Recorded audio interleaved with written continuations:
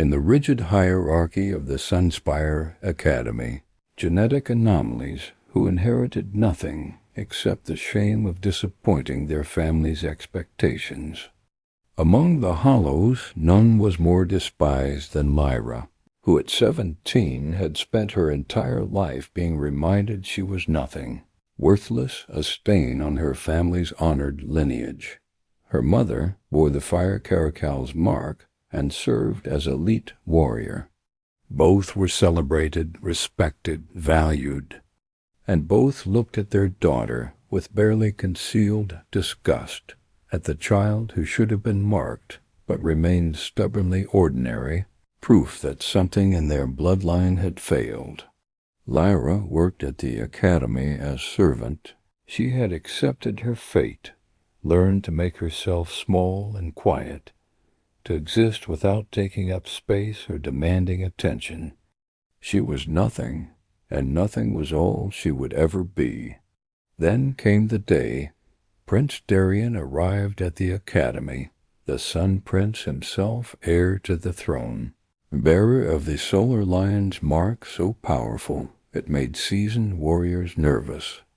And when Lyra stumbled in his presence, when her hand touched his arm to steady herself, his mark exploded with light so intense it shattered every window in the academy, so powerful it knocked unconscious every marked one within 100 yards. She was catalyst, rarest form of marked one, someone whose power amplified others to godlike levels.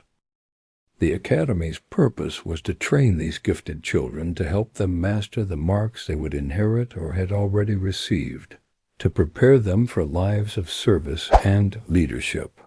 It was a prestigious institution, competitive and demanding, where students pushed themselves to excellence because mediocrity was failure, and failure brought shame to entire families. The hierarchy within the academy was rigid and merciless. Below them were those not yet marked, but expected to receive marks based on family lineage and early indications of gifts. And at the very bottom, existing in separate quarters and forbidden from mingling with actual students, were the Hollows. They were genetic mistakes. The academy kept them because their parents paid handsomely for the discretion, because openly acknowledging failed offspring would damage family reputations.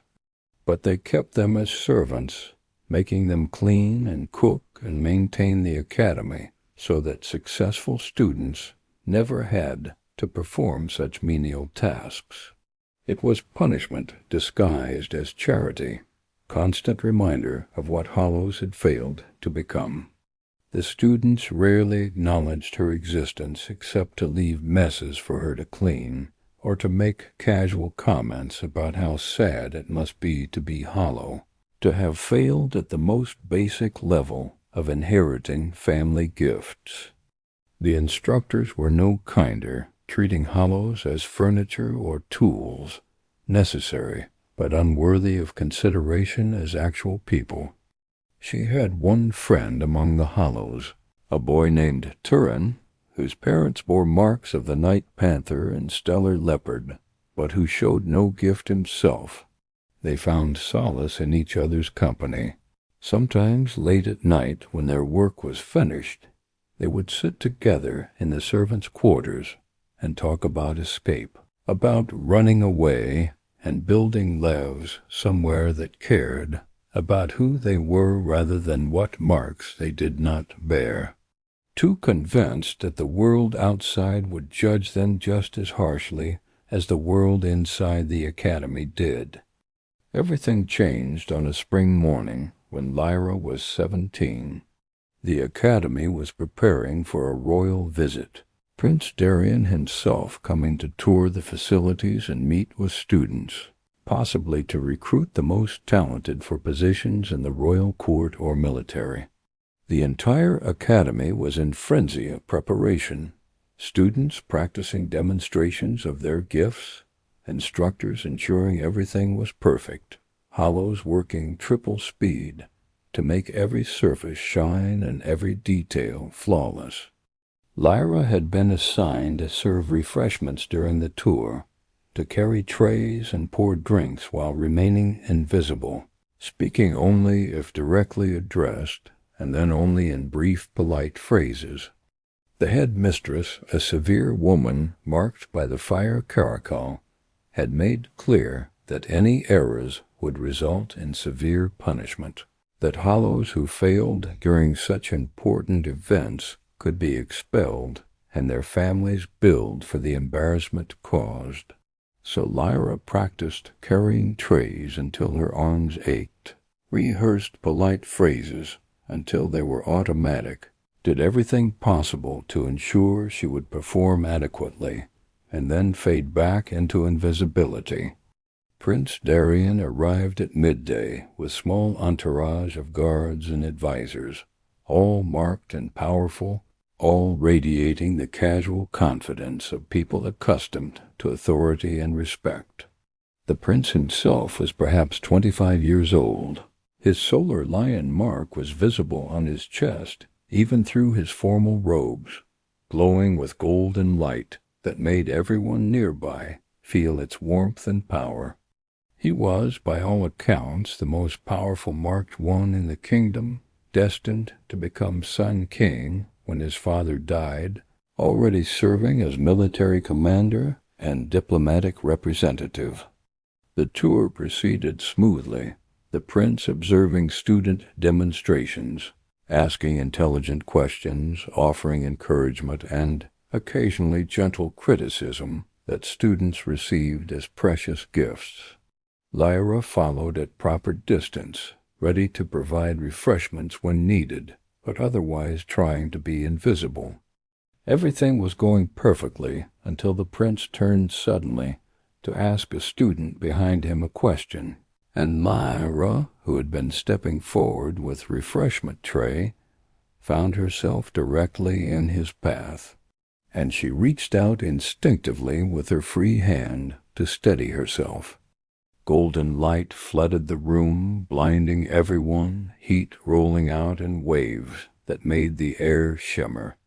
Lyra felt the power surge through her hand where she touched him, felt something inside her that she had never known existed suddenly wake and respond, felt her body become conduit for energy that was not hers, but which flowed through her as if she were meant to channel it. His power amplified to levels that should have been impossible, reaching toward something vast and divine that normally remained distant. And then the windows shattered. Every single window in the academy exploded outward simultaneously, glass cascading into courtyards and streets, the sound deafening. Every marked one in the building collapsed, overwhelmed by the pulse of power that radiated from the prince. Silence fell, absolute and profound, broken only by the sound of settling glass and groaning of people trying to recover consciousness. Lyra stood frozen, her hand still touching the prince's arm, her body humming with power that was already fading. The prince was staring at her with expression she could not read. Shock and wonder and something else, something intense and focused. Around them, instructors and students were struggling to their feet, looking between the shattered windows and the prince and Lyra with growing comprehension and disbelief. What, the headmistress managed, her voice shaking? What just happened? Before Lyra could even begin to formulate explanation for something she did not understand, the air itself seemed to ripple and tear. Golden light coalesced in the center of the room, forming into shape that was almost feline, almost human, definitely neither, and somehow both. The solar lion, not as mark on human skin, but as actual manifestation, divine presence made visible. Everyone dropped to their knees, including the prince, awe and terror paralyzing them. Everyone except Lyra, who stood frozen in shock, too complete to allow for proper reverence. The solar lion's attention fixed on her regard weighing and measuring, and when it spoke its voice resonated not in ears but in minds, in souls, in the fundamental core of what they were. "This one is Catalyst," the totem said, its voice like sunrise and thunder and the purr of great cats all combined. "The prince who has touched her will never be the same. He has felt what he can become, what power he can access when properly amplified. And she has felt what she is meant to be, not warrior or leader herself, but the one who makes warriors invincible and leaders unstoppable. Protect her, value her, never take her gift for granted. She is not tool to be used, but person to be honored. Do you understand?" "I understand," the prince said, his voice steady despite obvious awe. "I will honor her as you command, as she deserves, as partner and equal, rather than mere amplifier of my power." The solar lion turned back to Lyra, and its tone softened slightly. "You have been told you are nothing, child. You have been made to believe that lacking visible mark meant lacking worth. But I tell you now, and all can hear, you are more valuable than many who bear my mark visibly. Your gift is subtle but essential. Without you, Darian is merely powerful. With you, he becomes what he must be to lead this kingdom through trials that are coming. Embrace what you are. Never let anyone diminish you again." Lyra found her legs giving out, the enormity of what had just occurred overwhelming her. "I do not understand what just happened, or what I am, or what any of this means." "Then we will discover it together," Darian said firmly. "Starting with getting you out of this servant's uniform and into quarters befitting someone who, apparently, is the most important person in my life. Prepare chambers for her in the royal wing. Provide her with appropriate clothing and anything else she requires. And if I hear that anyone has treated her with anything less than the respect due to someone of her importance, there will be consequences. Do you understand?" The headmistress nodded mutely, too shocked to argue, too aware that the prince spoke with divine authority backing his words. Moving through hallways she had cleaned 1,000 times, but never thought she would walk as anything except invisible servant. Students and instructors pressed against walls to let them pass, staring with undisguised shock and confusion, trying to reconcile the hollow girl they had dismissed with the catalyst the solar lion had declared essential and precious. The quarters they provided were grander than any space she had ever inhabited, a suite with bedroom and sitting room and private bathing area, furniture that looked like it cost more than her entire life's wages. The prince waited while she changed, maintaining polite distance, then sat with her as she tried to make sense of everything. "I do not understand," Lyra said for perhaps the 10th time. "I have spent my entire life being told I am worthless because I lack a mark. My parents are ashamed of me. Everyone I have ever known has treated me as failure and disappointment. How can I suddenly be valuable? How can touching you prove I am something other than nothing?" Darian leaned forward, his expression serious but kind. "Because you are catalyst, which is different from traditional marks. Most marked ones display their gifts visibly, symbols on skin that everyone can see and recognize. But catalysts do not work that way. Their power only manifests when they touch another marked one, amplifying that person's connection to their totem, raising them to heights they cannot reach alone. It is an invisible gift, one that looks like absence rather than presence. You inherited something rare and precious, something most marked ones never encounter in entire lifetimes.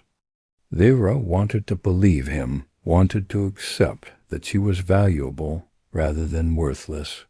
They paid enormous amounts to keep me here as servant rather than openly acknowledge they had hollow daughter. That is their failure, not yours. But if you want to confront them, to make them acknowledge what they did to you, I will support you in that. Whatever you need to heal from what they inflicted, I will help you find it. His kindness, his immediate acceptance of her value, was almost harder to process than the revelation of her gift, as if she was wearing skin that did not quite fit. But she was also desperately grateful, clinging to his words like lifeline when drowning. The Academy treated her completely differently now. She found it disgusting and manipulative, at least had been genuine even when they had nothing to offer except shared misery. The prince insisted she receive education, hiring private tutors to teach her everything she had been denied as servant. Darian also worked with her on understanding her gift, experimenting carefully with how her catalyst ability functioned. They discovered that her amplification was not automatic, but required conscious activation, that she could control the intensity of the boost she provided, that different marks responded differently to her touch. Some marks doubled or tripled in power when she amplified them, reaching levels that seemed to touch directly on divine rather than merely borrowing divine power. It was intoxicating and terrifying simultaneously, feeling that much power flow through her, many of whom had internalized 17 years or more of being told they were failures. She established weekly support groups where people could share their experiences without judgment, where they could process the trauma of systematic devaluation. But gradually people began to heal, began to recognize that their worth had always existed, despite others' inability to see it. Lyra also pushed for fundamental restructuring of how marks were understood and valued throughout the kingdom. She commissioned scholars to research the full diversity of divine gifts. The research revealed that what society had categorized as unmarked actually included dozens of different gift types, significant gifts that simply required recognition and training to develop fully. The Academy began teaching all students, marked and unmarked alike, to recognize and value diverse forms of contribution. When Darian's father died peacefully after long illness, when Darian prepared to assume the throne as Sun King, the question of who would rule beside him became central political issue. That he would not compromise on this fundamental point regardless of political pressure or traditional expectations. He announced publicly and definitively that Lyra would be crowned queen alongside him, that she would hold equal authority and voice in governance, that this was not negotiable or subject to debate. The announcement created a firestorm of opposition lasting months, that the kingdom needed someone from proper background who understood governance and nobility and all the complex requirements of ruling.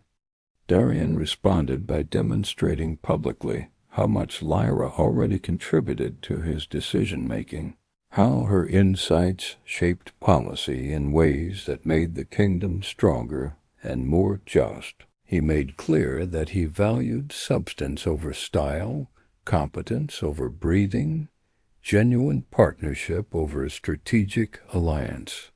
The standoff continued until it became clear Darian would not budge, that forcing the issue would create constitutional crisis worse than accepting unconventional queen. Finally, reluctantly, the opposition conceded defeat. more watching through magical broadcasting throughout the kingdom.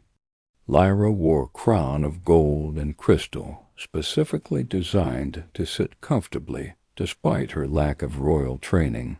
Gown of white and gold that showcased her unmarked skin rather than hiding it, making statement that she was proud of what she was rather than ashamed of what she lacked. But also new elements Lyra insisted upon that transformed what coronation meant and represented. There were moments recognizing unmarked citizens' contributions to the kingdom, acknowledgments that worth existed independent of divine selection.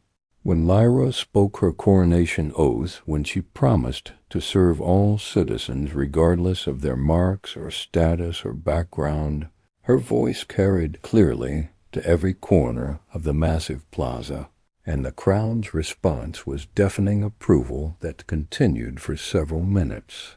And who could occupy positions of highest authority, and how worth and value were determined throughout society. The ceremony concluded with Darian and Lyra standing together on the palace balcony, his solar lion mark blazing brightly, her hand touching his chest, amplifying that power to unprecedented levels, that together they would rule justly and effectively. The marriage ceremony 2 years later was equally significant, though more personal and intimate despite being attended by hundreds of thousands. Lyra and Darian had fallen genuinely in love over years of working together, of supporting each other through challenges. Their choice to marry was expression of that love freely chosen, declaration that they wanted to build life together beyond what duty required. The celebration continued for 3 days throughout the kingdom, that they valued all their subjects and wanted to serve everyone rather than just the marked elite. Them to finish their justifications then responded with words she had been rehearsing for weeks. "You are apologizing for being wrong about what I was, but you are not apologizing for how you treated me. You would have been fine with your cruelty if I had actually been hollow, if I had genuinely lacked worth. That is not real apology. That is regret at being embarrassed." Her mother started to protest, but Lyra cut her off. "I spent 17 years being told I was worthless. You paid enormous money to hide me away as servant rather than acknowledge my existence. You looked at me with disgust. You made me believe I was mistake, failure, something to be ashamed of. And now you want to pretend that was acceptable because you were operating on wrong information?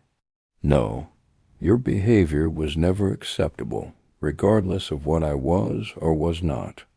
Good parents would have loved me, whether I had mark or not, would have valued me for who I was, rather than what power I possessed. You failed as parents completely. You were wrong about my worth, but more importantly, you were wrong in how you treated the daughter you believed was worthless. That is what you need to apologize for. The shame of treating any child, marked or not, the way you treated me. The acknowledgement that their behavior had been cruel, regardless of whether she was hollow or catalyst. Finally, her father spoke. We did what we thought was necessary to protect the family reputation, to avoid the scandal of openly acknowledging a hollow daughter. We thought we were being kind by allowing you to stay at the academy rather than casting you out completely. You thought servants' work and constant reminders of my failure were kindness? Lyra asked incredulously. Then your understanding of both kindness and mercy is fundamentally broken. She stood, signaling the meeting was over. I do not forgive you. I may never forgive you. What you did cannot be undone by apologies or excuses about reputation and incomplete information. You broke something in me that I am only now beginning to repair. The fact that I turned out to be valuable despite your efforts does not absolve you." They left, defeated and diminished, and Lyra felt weight lift that she had been carrying for 17 years. She did not need their validation or approval. She had found her own worth, with help from people who saw her truly, rather than through lens of disappointment and shame. As months became years, Lyra grew into 20 years after that first explosive touch in the academy. After 2 decades of marriage and partnership and shared governance that had transformed the kingdom in countless ways, Lyra stood once again in the throne room of Sunspire Academy, addressing a new class of students. She believed deeply in the importance of speaking directly to young people, of sharing her story not as distant history, but as living example of transformation and growth. The students gathered before her represented the success of reforms she and Darian had implemented, marked and unmarked sitting together without hierarchical separation, all receiving equal education and opportunity. And she spoke from heart rather than from prepared speech, sharing her journey authentically. She told them about being hollow, about 17 years of being treated as failure and genetic mistake, about believing she was worthless because everyone she trusted confirmed that narrative repeatedly. The isolation of being servant among students destined for greatness, the daily reminders that she was nothing and would always be nothing. She did not sugarcoat or minimize the pain of those years, wanting them to understand how deeply systematic devaluation could damage a person's sense of self-worth. The instant transformation from worthless servant to essential partner. She explained the confusion and disbelief that followed, the difficulty of accepting that she was valuable after 17 years of being told otherwise, the work required to rebuild self-worth that had been systematically destroyed, that she had always been valuable even when no one, including herself, could see it, that the explosion simply made visible what had always been true. Each of you, she told the assembled students, whether marked or unmarked, whether bearing visible symbols or possessing hidden gifts or having no divine connection whatsoever, some of you will receive traditional marks, visible symbols, connecting you to totems and granting obvious power that everyone can see and recognize. Gifts that look like absence until the right moment reveals their presence. Some will remain apparently ordinary by divine standards, possessing no supernatural connection, contributing through intelligence and creativity and hard work rather than through magical power. None of that determines your fundamental worth, unearned and unlosable regardless of what you achieve or fail to achieve according to others' measures of success. What you do with your life, how you treat others, what you contribute to the world, those things matter enormously and add meaning and purpose to your existence. But they add to inherent worth rather than creating it from nothing. After the speech, as had become tradition over the years, students approached her with questions and stories, seeking advice or simply wanting to share their own experiences with someone who would understand. Asked the question that came up every year, the question that reflected fundamental insecurity affecting almost everyone at some point in their lives, regardless of marks or status. What if I really am nothing? What if I have no hidden gift like you, D? The girl listened carefully, being tied to achievement and recognition. Lyra continued, deciding to push further into territory that needed exploration. I will tell you a secret that took me many years to understand fully, to truly internalize despite knowing it intellectually. The people who told me I was nothing, who treated me as worthless, who made me believe I had failed simply by existing without visible mark on my skin, those people were not actually judging my worth accurately or objectively. If they acknowledged that unmarked people could be valuable, that worth existed independent of divine selection and visible power, then their marks became less special, their elevated status less justified, their privilege less automatic. It was lies serving their interests and protecting their position rather than truth about actual worth and value. Do not accept others' judgments of your value uncritically, especially when those judgments serve their interests rather than reflecting reality. You are not nothing.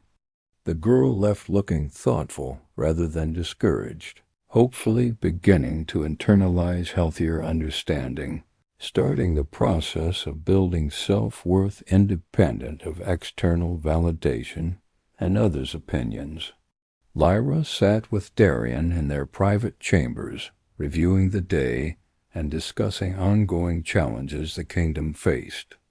They had been ruling together for 18 years now, had built partnership that functioned more effectively than either could have achieved alone, combining his tactical thinking with her moral clarity and understanding of how policies affected ordinary citizens.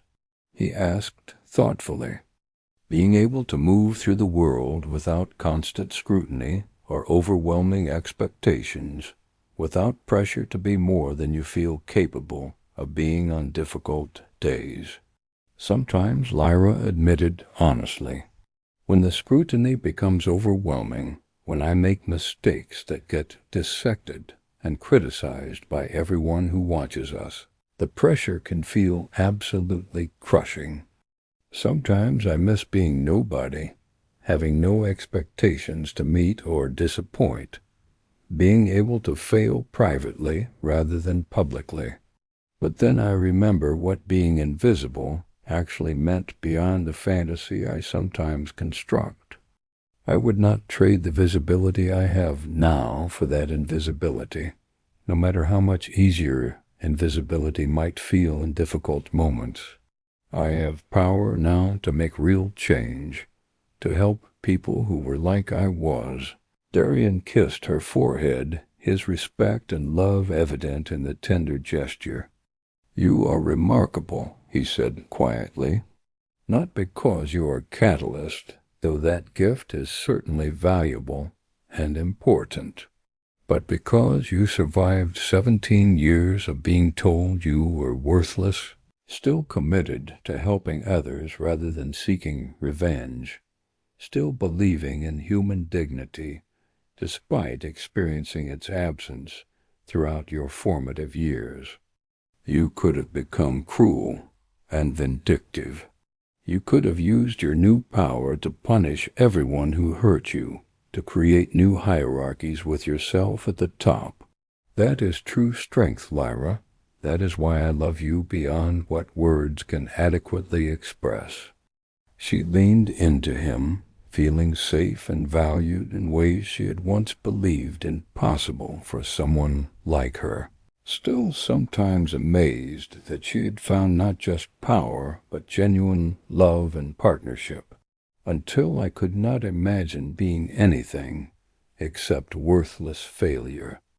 Then your mark exploded when I touched you accidentally, and the solar lion manifested to declare me precious and essential rather than worthless. But the real truth is more complex and nuanced in either extreme. I was never actually nothing, even when everyone, including myself, believed I was. I am simply person, flawed and limited in doing my best each day, valuable because I exist and contribute and choose compassion rather than cruelty, rather than because of what specific gifts I possess or powers I can access. harder than facing my parents and refusing to accept their inadequate apology, harder than learning to use my catalyst abilities effectively.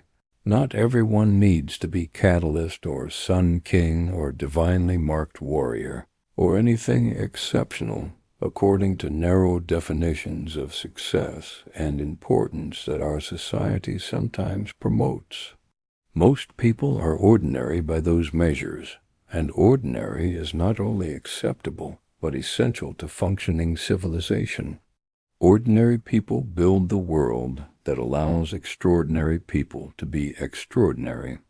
They grow the food that feeds everyone, including kings and warriors, create the art that brings beauty and meaning to daily life, raise the children who become next generation, maintain the infrastructure that makes complex society possible, do all the essential work that keeps civilization functioning.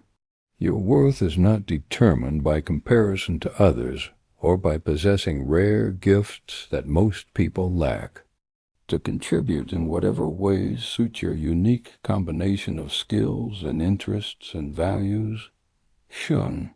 When Darian assumed the throne at age 30, he insisted Lyra be crowned alongside him, not as wife necessarily, but as partner.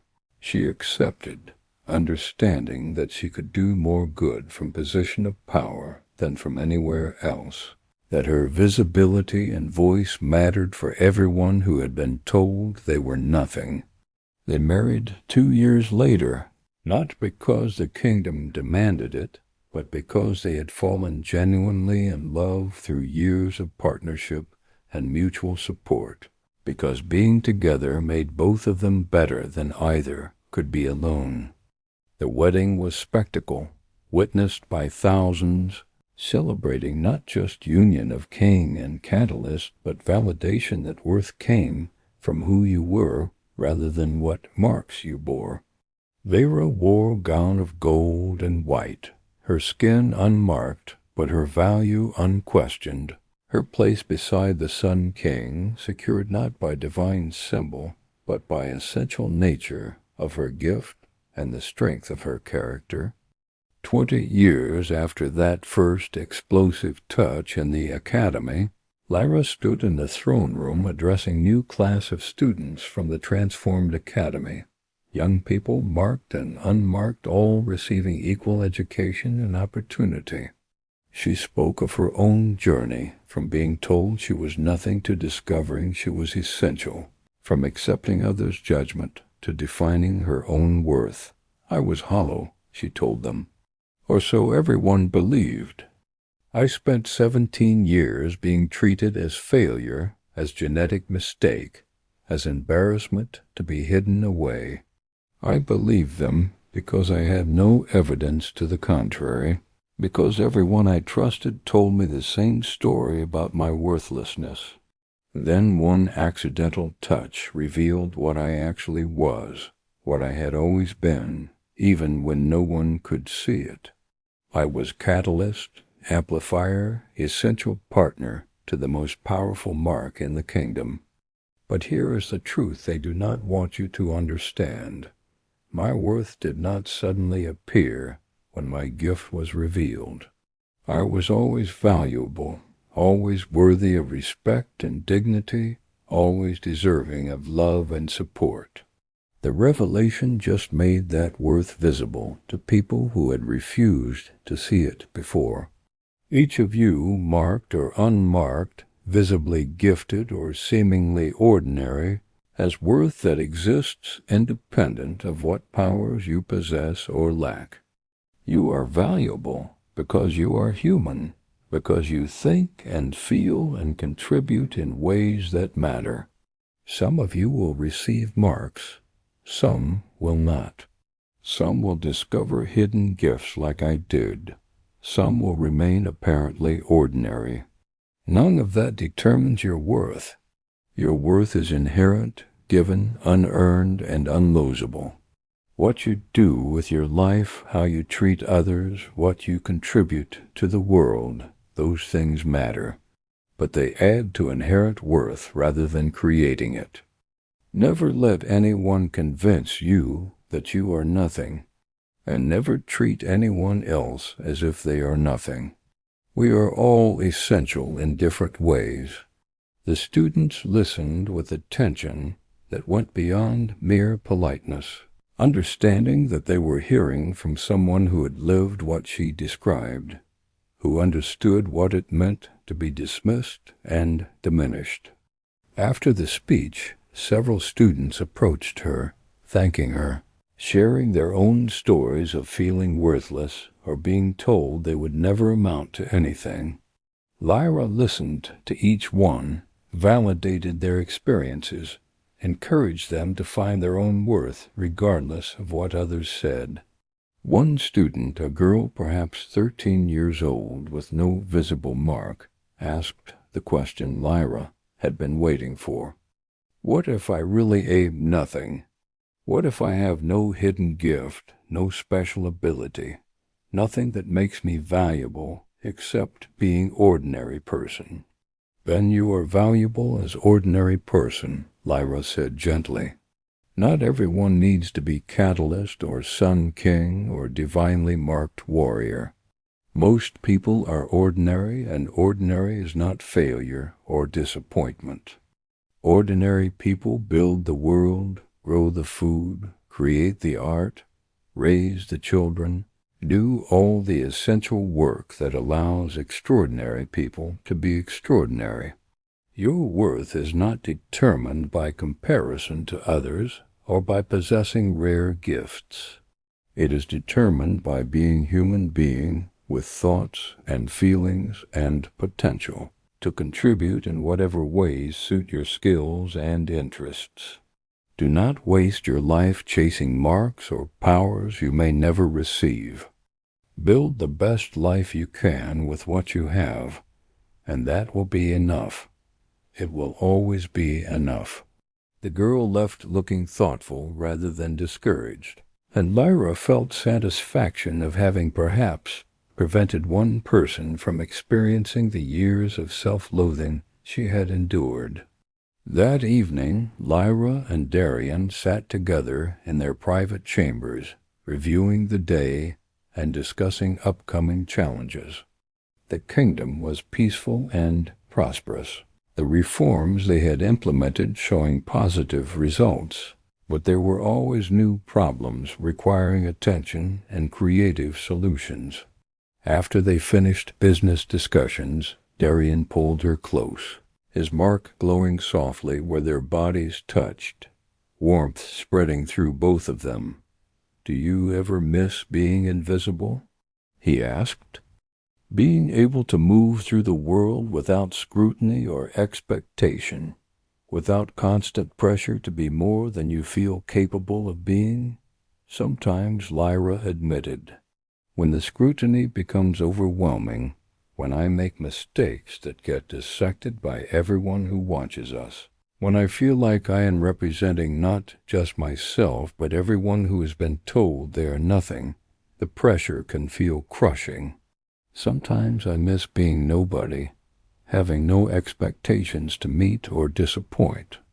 But then I remember what being invisible actually meant. It meant being treated as less than human, being dismissed and graded, having no power to change anything that hurt me or others like me.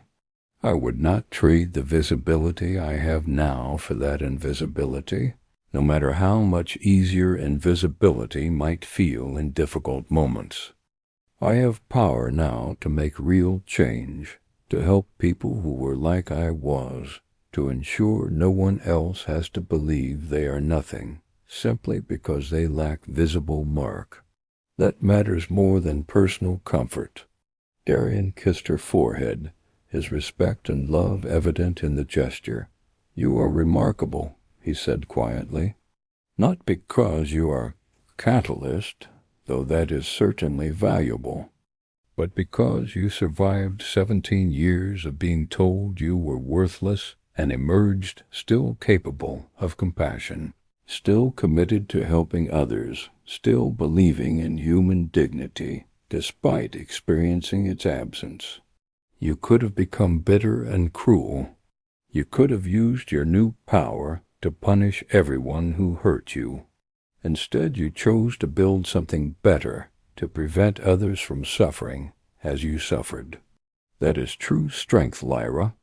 That is why I love you beyond what words can express.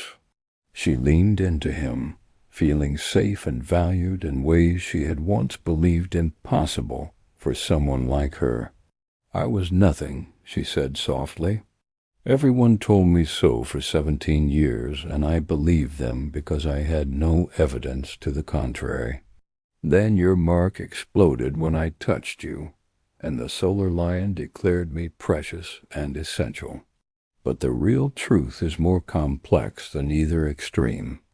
I was never actually nothing, even when everyone believed I was.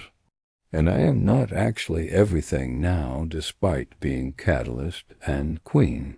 I am simply person, flawed and limited and doing my best, valuable, because I exist and contribute rather than because of what gifts I possess. Understanding that, truly accepting it, has been harder than anything else. Harder than facing my parents, harder than learning to use my catalyst abilities, harder than navigating politics and public scrutiny. But I think I am finally getting there, finally believing that my worth is inherent rather than conditional on what I can do for others or what powers I possess.